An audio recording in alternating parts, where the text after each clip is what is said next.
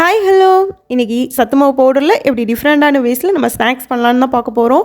நம்ம சின்ன வயசு குழந்தைங்கலேருந்து 6 மாத குழந்தைங்கலேருந்து பெரியவங்க டயட்டில் இருக்கிறாங்கன்னா எப்படி என்ன சாப்பிடணும் அப்படின்னா ஹெல்த்தியான இந்த மாதிரி ஃபுட்ஸ் சாப்பிட்டாங்கன்னா ரொம்ப ஹெல்த்தியாக இருப்பாங்க. இன்னும் நம்ம லட்டு இப்போ ஸ்கூல் முடிஞ்சு வர பிள்ளைங்க சாப்பிட்றதுக்கு ஒரு ஹெல்த்தியான ஒரு ரெசிபி தான் இது.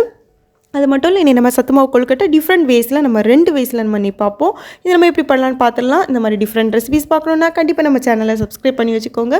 கூடவே அந்த பெல் ஐக்கன் ஆல்னு கொடுத்து வச்சுக்கோங்க. சரி, இந்த ரெசிபி நம்ம எப்படி பண்ணலான்னு இப்போ பார்த்துடலாம். இதுக்கு நம்ம பேனை ஹீட் பண்ணிவிட்டு பேன் ஹீட் ஆனதும் நம்ம இனி 1 கப் அளவுக்கு நம்ம இதில் சத்துமாவு பவுடர் எடுத்துருக்குறோம். இதை தான் நம்ம இதில் ஆட் பண்ணிக்க போகிறோம். இதுவுமே நல்லாவே நம்ம வறுத்து எடுத்துக்கணும்.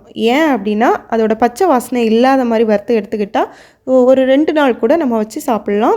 அப்படி இருக்கும். இல்லைன்னா நம்ம கரெக்டான பருவத்துக்கு நமக்கு வராது. அப்போது இது ஏன்னா பச்சை மாவாக இருக்கிறனால அது நல்லாவே வறுத்து எடுத்துக்கலாம். ஒரு 2 to 3 மினிட்ஸ் எல்லாம் நின்று நம்ம நல்லா பொறுமையாட்டு லோ ஃப்ளேமில் தான் வச்சுருக்கணும். எப்போவுமே மாவு மசாலாவில் நம்ம ஆட் பண்ணோன்னா எப்போவுமே லோ ஃப்ளேமில் வச்சுட்டு தான் நம்ம ரோஸ்ட் பண்ணி எடுத்துக்கணும். இப்போ நம்ம ரொம்ப லோ ஃப்ளேமில் வச்சுட்டு நீங்கள் நல்லா ரோஸ்ட் பண்ணி எடுத்துக்கோங்க.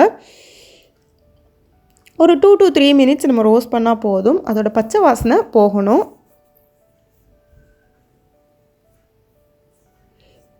இந்த சத்துமாவு 6 மாத குழந்தைங்கள்லேருந்து பெரியவங்க டயட்டில் இருக்கிறவங்களும் சாப்பிட்லாம். இப்போ நல்லாவே இதோட பச்சை வாசனை எல்லாம் போயிடுச்சு. இனி நம்ம இதை தனியாக எடுத்து வச்சிடலாம். இதில் நம்ம 1/2 கப் தண்ணி எடுத்துருக்குறோம். 1/2 கப் சர்க்கரையும் எடுத்துருக்குறோம். இதில் உங்களுக்கு சர்க்கரை இல்லை அப்படின்னா நாட்டு சர்க்கரை நீங்கள் இதில் சேர்த்துக்கலாம். இனி நம்ம இன்னொரு பேனில் நம்ம 1/4 கப்புக்கு நம்ம கீ எடுத்துருக்குறோம். இதை நம்ம மெல்ட் பண்ணிவிட்டு இதை நம்ம என்ன செய்ய போகிறோம்னா அதில் ஆட் பண்ணிடுவோம். ஆட் பண்ணி நல்லாவே உருண்டை பிடிப்போம். ஏன்னா நம்ம இப்போ லட்டு செய்கிறோம். இப்போ இதை நம்ம நல்லா ஃபில்டர் பண்ணிவிட்டு இனி நம்ம அந்த கீயை இதில் நம்ம ஆட் பண்ணிடுவோம்.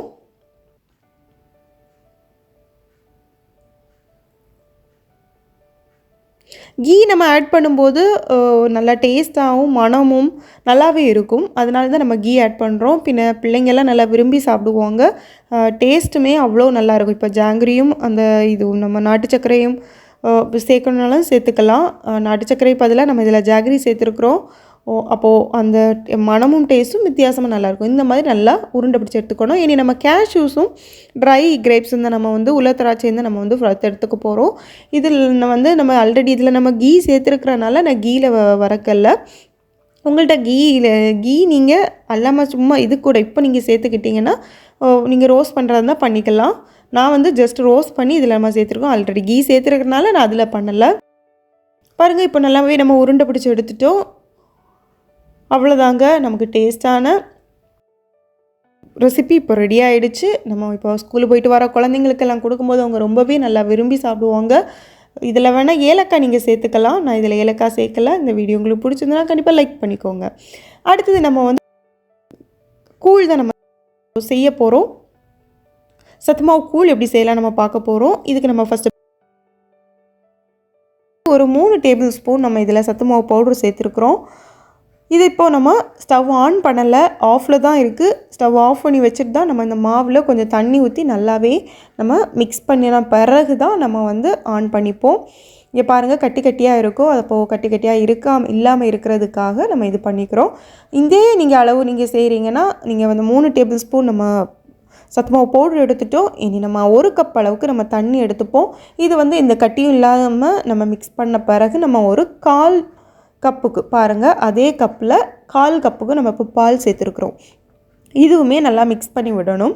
இப்போது நம்ம இனி ஸ்டவ் ஆன் பண்ணலாம். ஸ்டவ் ஆன் பண்ண பிறகும் இது மாவு தான், நல்லா டக்குன்னு அடி பிடிச்சிரும். அதை பிடிக்காமல் இருக்க நம்ம இந்த மாதிரி கரண்டி வச்சு நல்லாவே கலக்கி கொடுக்கணும். அதை விட்டுறக்கூடாது. அப்படின்னா நம்ம அடியில் நல்லாவே பிடிச்சிரும். அப்போ லோ ஃப்ளேமில் தான் வச்சு நம்ம இதை பண்ணணும். ஹை ஃப்ளேமில் வைக்கக்கூடாது. இப்போ இதில் நான் சுகர் தான் ஆட் பண்ணியிருக்கிறேன். உங்கள்கிட்ட நாட்டு சக்கரை இருந்ததுன்னா அதை கண்டிப்பாக நீங்கள் ஆட் பண்ணிக்கோங்க. அது ரொம்ப ஹெல்த்தி. அது மட்டும் இல்லை, சர்க்கரையை நீங்கள் இதில் ஆட் பண்ணிக்கலாம். அப்படின்னா கொஞ்சம் டேஸ்ட்டுமே டிஃப்ரெண்ட்டாக நல்லாவே இருக்கும். இதில் சுகர் தான் ஆட் பண்ணியிருக்கிறேன். என்கிட்ட சர்க்கரை இல்லை, நல்லா நான் சுகர் இதில் ஆட் பண்ணியிருக்கிறேன்.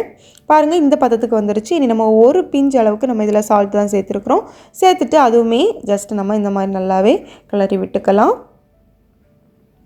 இப்போது இது ரெடி ஆகிடுச்சு. இனி நம்ம இதை பிளேட்டுக்கு ட்ரான்ஸ்ஃபர் பண்ணிடலாம். உங்களுக்கு இந்த அளவு வேண்டாம், இன்னும் கொஞ்சம் கன்சிஸ்டன்சி கூடுதலாக இருக்கணும் அப்படின்னு நீங்கள் கொஞ்சம் கூட தண்ணி சேர்த்து நீங்கள் வந்து இதை பண்ணிக்கலாம். கொஞ்சம் பாலும் கொஞ்சம் எக்ஸ்ட்ராவாக சேர்த்து நீங்கள் பண்ணலாம். டேஸ்ட்டும் நல்லாயிருக்கும். எனக்கு இந்த பதத்து போதும், அதனால் நான் பண்ணேன்.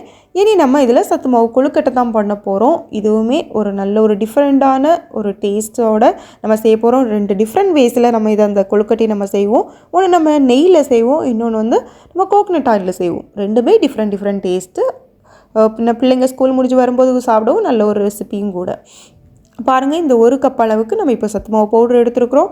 இனி நம்ம இதில் இந்த அளவுக்கு 1 கைப்பிடி அளவுக்கு தேங்காய் நம்ம சேர்த்துருக்குறோம். இன்னும் கொஞ்சம் கூட நம்ம தேங்காய் சேர்த்துருக்குறோம். இன்னொரு கொஞ்சம் 1/4 அளவுக்கு நம்ம வந்து சேர்த்துருக்குறோம். இப்போ தேவையான அளவு நீங்கள் தண்ணி ஊற்றிங்க. நீங்கள் எந்த அளவு கப்பில் நீங்கள் எடுத்துருக்கீங்கன்னு தெரில, அதனால் நான் அக்யூரேட்டாக சொல்ல முடியல என்னால். ஆனால் நீங்கள் வந்து எடுத்துருக்கிற கப்புக்கு நீங்கள் வந்து அந்த மாவு வந்து பிடிக்கும்போது கரெக்டாக பிடிச்சி வரணும். அந்த அளவுக்கு எடுத்துக்கோங்க. இனி நம்ம இன்னொரு தடவை நம்ம இப்படி போட்டு நம்ம இந்த அளவுக்கு எடுத்து ஆல்ரெடி வச்சுட்டோம். இனி அதே அளவுக்கு நம்ம தேங்காயும் போட்டு கொஞ்சம் கூட நம்ம தேங்காய் சேர்த்துப்போம். சேர்த்துட்டு நம்ம வெல்லம் தான் இனி ஆட் பண்ண போகிறோம். வெல்லம் ஆட் பண்ணி கொஞ்சம் தண்ணி நம்ம சேர்த்துக்கலாம்.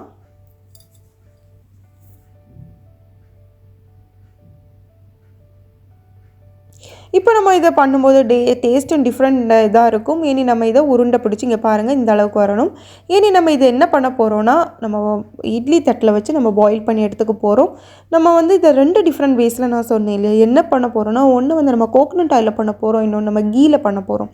இப்படி நம்ம பண்ணும்போது அதோட டேஸ்ட் மனமும் டோட்டலாக டிஃப்ரெண்ட்டாக இருக்கும். ஒவ்வொரு நாளும் நீங்கள் ஒவ்வொரு வெரைட்டிஸில் நீங்கள் பண்ணலாம். ஒரு நாள் கோகனட் ஆயிலில் நீங்கள் பண்ணி கொடுக்கலாம் உங்கள் பிள்ளைகளுக்கு, இன்னொரு நாள் நீங்கள் கீயில் பண்ணி கொடுக்கலாம். அப்போது உங்களுக்கும் அந்த டேஸ்ட் பிடிக்கும். டிஃப்ரெண்ட்டாக அந்த ஸ்மெல்லும் டேஸ்ட் நல்லா இருக்கிறனால அவங்க கண்டிப்பாக அதை விரும்பி சாப்பிடுங்க. அது மட்டும் இல்லை, ரொம்ப ஹெல்த்தியும் கூட. இதை வந்து நம்ம அந்த இட்லி தட்டில் எல்லா இடமும் படுற மாதிரி நம்ம இந்த மாதிரி பண்ணிடுங்க. இனி நம்ம இதை வந்து இட்லி தட்டில் தான் வச்சு நம்ம வந்து ஒன்று ஒன்றா வைக்க போகிறோம். ஒவ்வொரு குழியிலையும் நம்ம வச்சு எடுத்துக்க போகிறோம்.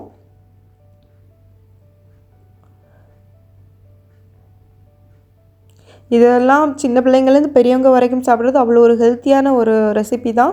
இப்போ நம்ம எல்லாத்தையும் இதில் நம்ம வச்சுட்டோம். ஆல்ரெடி 2 கப் தண்ணி இதில் நம்ம ஊற்றிருக்கிறோம்.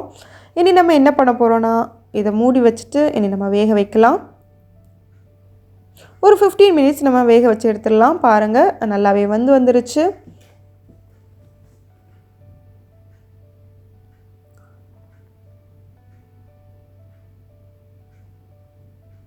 ஓகே, இதை நம்ம பிளேட்டில் ட்ரான்ஸ்ஃபர் பண்ணிடலாம். பாருங்கள், நமக்கு இப்போ டேஸ்டான சத்து மாவு கொழுக்கட்டை ரெடி ஆகிடுச்சு. 2மே டிஃப்ரெண்ட் டேஸ்ட்டு. கண்டிப்பாக வீட்டில் செஞ்சு பாருங்கள். வீட்டில் செஞ்சு பார்த்துட்டு மறக்காமல் கமெண்ட் பண்ணுங்கள். இந்த வீடியோ உங்களுக்கு பிடிச்சிருந்துன்னா கண்டிப்பாக சப்ஸ்கிரைப் பண்ணுங்கள். நீங்கள் சப்ஸ்கிரைப் பண்ணிட்டீங்கன்னா சப்ஸ்கிரைப்டுன்னு வரும். கூடவே இந்த பெல் ஐக்கனில் ஆல்னு கொடுத்துக்கோங்க. நீங்கள் ஆல்னு கொடுத்துட்டிங்கன்னா நாங்கள் போடுற எல்லா வீடியோஸும் உங்களுக்கு அப்லோட் ஆகும். உங்கள் ஃப்ரெண்ட்ஸ் எல்லாருக்கும் ஷேர் பண்ணுங்கள். இந்த வீடியோ பிடிச்சிருந்தா மறக்காமல் லைக் பண்ணுங்கள். உங்கள் வீட்டில் செஞ்சு பாருங்கள். வீட்டில் செஞ்சு பார்த்துட்டு மறக்காமல் கமெண்ட் பண்ணுங்கள். தேங்க்ஸ் ஃபார் வாட்சிங்.